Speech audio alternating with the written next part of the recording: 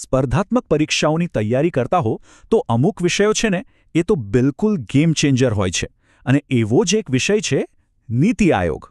તો ચાલો આજે આપણે આ પાવરફુલ સંસ્થાના દરેક પાસાને એકદમ સરળ રીતે સમજીએ, જેથી પરીક્ષામાં આમાંથી પૂછાયેલો એક પણ સવાલ છૂટી ન જાય. હવે તૈયારી કરતી વખતે મનમાં બે સવાલ તો ચોક્કસ આવે. પહેલો કે ભાઈ 65 વર્ષ જૂના આયોજન પંચને અચાનક હટાવવાની જરૂર શું પડી? અને બીજો, શું નીતિ આયોગ ખાલી એક નવું નામ જ છે કે પછી એની કામ કરવાની રીત અને ભૂમિકામાં સાચે જ કોઈ મોટો ફેરફાર છે? ચાલો આજે આ સવાલોના જવાબ શોધીએ. તો આજે આપણે શું શું જોવાના છીએ? પહેલાં તો સમજીશું કે આ નવો યુગ કેવી રીતે શરૂ થયો, પછી નીતિ આયોગનો પરિચય, એનું માળખું, એના કામ અને છેલ્લે પરીક્ષા માટે સૌથી અગત્યના મુદ્દાઓનું રિવિઝન કરીશું. ચાલો તો શરૂ કરીએ આપણા પહેલા વિભાગથી.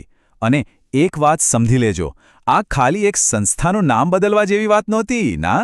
આ તો ભારતમાં પ્લાનિંગ કરવાની આખી વિચારસરણીમાં આવેલો એક બહુ મોટો ક્રાંતિકારી બદલાવ હતો. જરા આ તારીખો જુઓ. 1950માં આયોજન પંચ બન્યું અને લગભગ 65 વર્ષ સુધી એટલે કે 2014 સુધી દેશની આર્થિક નીતિઓની દિશા એણે જ નક્કી કરી. પણ પછી 2014માં એનો અંત આવ્યો અને 1 જાન્યુઆરી 2015 આ તારીખથી એક નવા યુગની શરૂઆત થઈ. સાચે જ આ તારીખો ભારતના આર્થિક ઇતિહાસમાં એક મોટા બદલાવની સાક્ષી છે. ઓકે, તો હવે આપણને ખબર છે કે આ બદલાવ ક્યારે આવ્યો. તો ચાલો હવે એ સમજીએ કે આ જે નવું સ્વરૂપ છે એટલે કે આપણો નીતિ આયોગ એ આખરે છે શું? સૌથી પહેલાં તો એનું નામ જ જુઓ, નીતિ આયોગ. નીતિ એટલે national institution for transforming India. આમાં સૌથી મહત્વનો શબ્દ છે ટ્રાન્સફોર્મિંગ, એટલે કે પરિવર્તન. મતલબ કે આ સંસ્થાનું કામ ખાલી યોજનાઓ બનાવવાનું નથી, પણ ભારતમાં પાયામાંથી જ પરિવર્તન લાવવાનું છે. હવે આ જે શબ્દ છે ને સહકારી સંઘવાદ, એ તો નીતિ આયોગનો આત્મા છે. પરીક્ષા માટે તો સુપર ઇમ્પોર્ટન્ટ. જો પહેલાં શું થતું, ટોપ ડાઉન એપ્રોચ હતો, એટલે કે દિલ્હીમાં બેઠેલી કેન્દ્ર સરકાર રાજ્યો માટે નિયમો બનાવતી. પણ સહકારી સંઘવાદ એટલે ટીમ ઇન્ડિયા. અહીં કેન્દ્ર અને રાજ્યો કોઈ બોસ કર્મચારી નથી, પણ એક જ ટીમના પાર્ટનર છે. સાથે મળીને કામ કરવાનું છે. સારું, તો કોઈ પણ સંસ્થાની તાકાત એના સ્ટ્રક્ચરમાં હોય છે, બરાબર? તો ચાલો હવે નીતિ આયોગની અંદર ઝાંકીને જોઈએ અને સમજીએ કે એની રચના કેવી છે અને એ કામ કઈ રીતે કરે છે. જુઓ, અધ્યક્ષ તો ભારતના વડાપ્રધાન જ હોય છે, એ તો ક્લિયર છે. પણ અહીં જે સૌથી મોટો અને ક્રાંતિકારી બદલાવ છે ને એ છે ગવર્નિંગ કાઉન્સિલ. આ શું છે? આ એક એવી કાઉન્સિલ છે જેમાં દેશના બધા જ મુખ્યમંત્રીઓ અને કેન્દ્ર શાસિત પ્રદેશોના લેફ્ટનન્ટ ગવર્નર સામેલ હોય છે.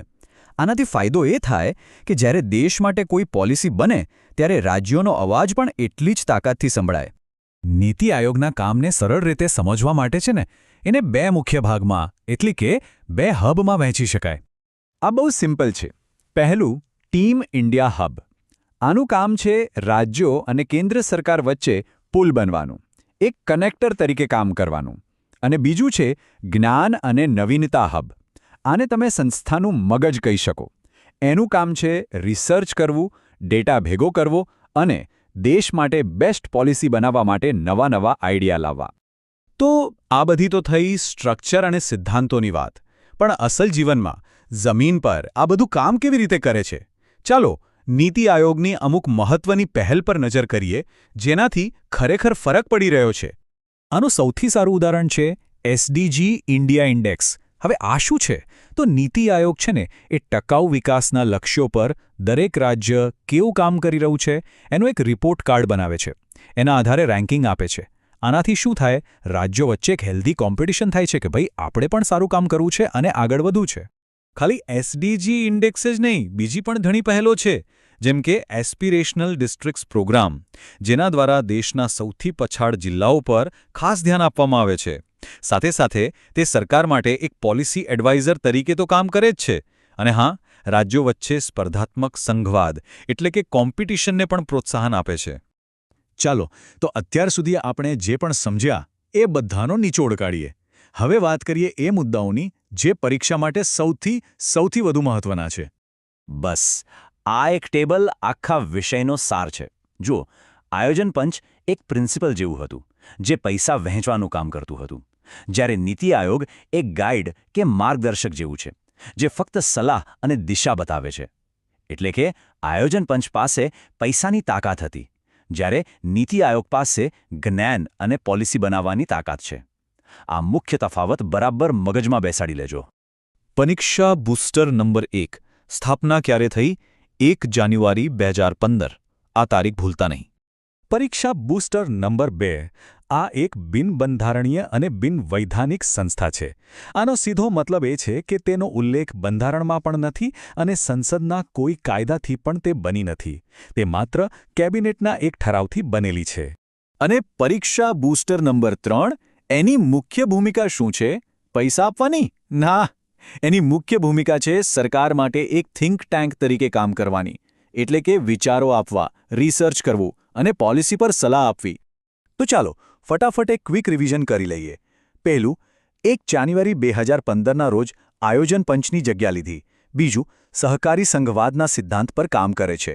ત્રીજું, વડાપ્રધાન એના અધ્યક્ષ છે. ચોથું, એ પૈસા નથી આપતું પણ એક સલાહકાર થિંક ટેન્ક છે. અને પાંચમું, એસડીજી ઇન્ડેક્સ અને એસ્પિરેશનલ ડિસ્ટ્રિક્ટ્સ પ્રોગ્રામ એની મુખ્ય પહેલ છે. બસ આ 5 મુદ્દામાં આખો વિષય સમાઈ ગયો. અને છેલ્લે એક વાત હંમેશા યાદ રાખજો. સરકારી પરીક્ષાઓ પાસ કરવા માટે ખાલી તથ્યો ગોખવા પૂરતા નથી. અસલી સમજણ તો ત્યારે આવે જ્યારે આપણે શું છે એની પાછળનું શા માટે છે એ સમજીએ. આયોજન પંચને બદલીને નીતિ આયોગની જરૂર કેમ પડી? આ શા માટે સવાલનો જવાબ જ સફળતાની ચાવી છે.